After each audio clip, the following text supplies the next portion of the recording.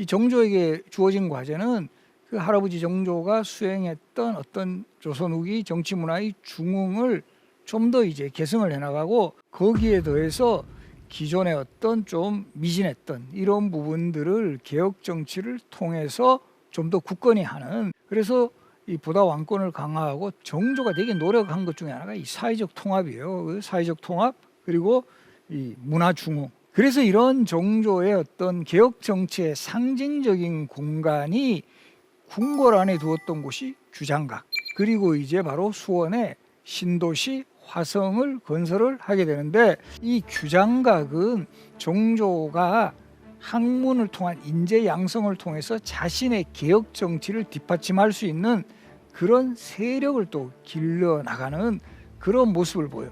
우리 마치 세종 때 기억하시죠? 집현전을 설치해가지고 인재를 양성을 하고 결과적으로 이 집현전 학자들이 세종시대의 어떤 정치 학문의 선봉장이 되는 것처럼 규장각을 설치를 해서 인재를 양성하고 결과적으로 이들이 정조시대 개혁 정치를 뒷받침하는 그런 그 인물로 성장하게 해서 궁극적으로는 또 왕권 강화를 꾀하였습니다. 바로 이 현재 규장각은 실물이 잘 남아 있어요. 이 창덕궁에 가시면 우리 창덕궁 후원 영역에 들어가 있는데, 정조 시대를 배경으로 했던 그 옷소매 붉은 끝동과 같은 드라마는 바로 요곳을 화면으로 담음으로써 아마 이 창덕궁 쪽도 더 많은 사람들이 답사를 할 것이라고 제가 예상이 되는데요. 그리고 이 바로 옆에 있는 그림은 김홍도가 그린 규장각도라는 그림이에요. 그래서 우리가 이 김홍도 하면 정조 시대를 대표하는 풍속 화가로 많이 알고 있는데, 뭐 씨름, 서당, 풍경 이런 거 되게 많이 접했잖아요.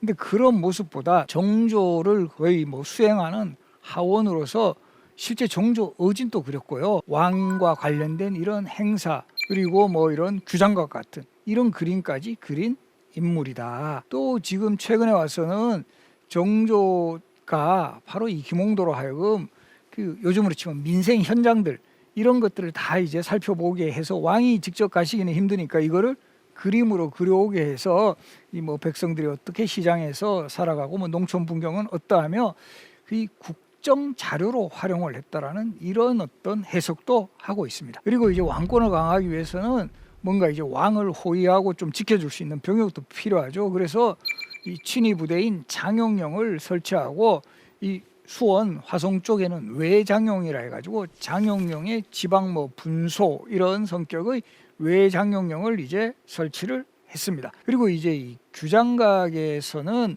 특히나 이제 뭐 인재 양성뿐만 아니라 당시에 뭐 중국뿐만 아니라 뭐 심지어는 서양의 서적들까지 이제 널리 이 수집을 해서 이러한 그 연구 성과를 바탕으로 개혁 정책을 뒷받침하는 핵심 기관으로 이제 그 성장을 시키죠. 그래서 우리가 보면 역사적으로 보면 세종, 집현전, 그리고 이 성종 때 훈문관이 활성화되고 정조 때 규장각이 활성화돼요. 그래서 성군이라는 이름을 정말 들을 수 있는 왕들은 학문 연구기관을 잘 설치하고 인재를 체계적으로 양성을 했다라는 거, 이런 것도 주목할 만한 사례입니다. 그래서 이 규장각에는 또 중요한 게 당파나 신분의 구애 없이 젊고 참신한 능력 있는 젊은 인재들을 등용을 하게 되는데요. 사실 영조 때까지 집권 세력이 노론이었는데 이 정조는 남인 중에서도 능력 있는 학자들을 등용을 해요. 그 중에 대표적인 인물이 정약용이고, 정약용과 정조의 첫 만남에서도 바로 그 능력을 알아봐요. 정조가 이 정약용에게 질문을 던졌을 때 상당히 이제 그 답변이 훌륭했다. 이 모습은 마치 우리 역사에서 중종이 조광조를 성균관 유생으로 있던 시절에 처음 만났을 때 상당히 조광조한테 뭔가 이런 이건 정말 대단한 인물이다라고 파악하는 그런 모습하고 비슷하고요. 그렇게 해서 정조에게 발탁이 되면서 규장각을 중심으로 활동한 인물이 정약용이고, 이후에도 정약용은 관료로서 정조의 최측근 참모로서 활동하는 인물이에요. 그래서 우리가 대부분 정약용 하면 실학자로서의 정약용을 많이 기억을 하게 되지만, 정조 시대는 관료로서 승승장구하면서 정조의 대표적인 참모로서의 아주 중요한 역할을 했다, 기억을 하시고요. 그리고 이제 그 정조는 그 당시에 설이란 이유로 제대로 이제 그 관직에 참여하지도 못하고 그 능력을 발휘하지 못했던 이런 인물을 규장각 검서관이라 해서 규장각에 있는 책들을 교정을 보고 이렇게 편찬 활동을 하게 하는 그런 역할을 맡기게 되는데요. 대표적인 서울 출신의 검서관이 박제가, 유득공, 이동무. 우리 박제가는 훗날 북학이라는 책을 쓰게 되고, 유득공은 우리 역사에서 발해를 정말 우리 역사의 정통으로 부각시킨 책 발해고를 저술을 했고요. 이동무는 바로 이 정조 때 출판 사업에 아주 핵심적 역할을 하는데 별명이 간서치예요. 책만 보는 바보. 치는 그 당시에 병들치, 뭐 바보치 이런 표현으로 쓰는데 요즘으로 치면 약간 덕후 막 이런 느낌이 드는 그런 용어예요.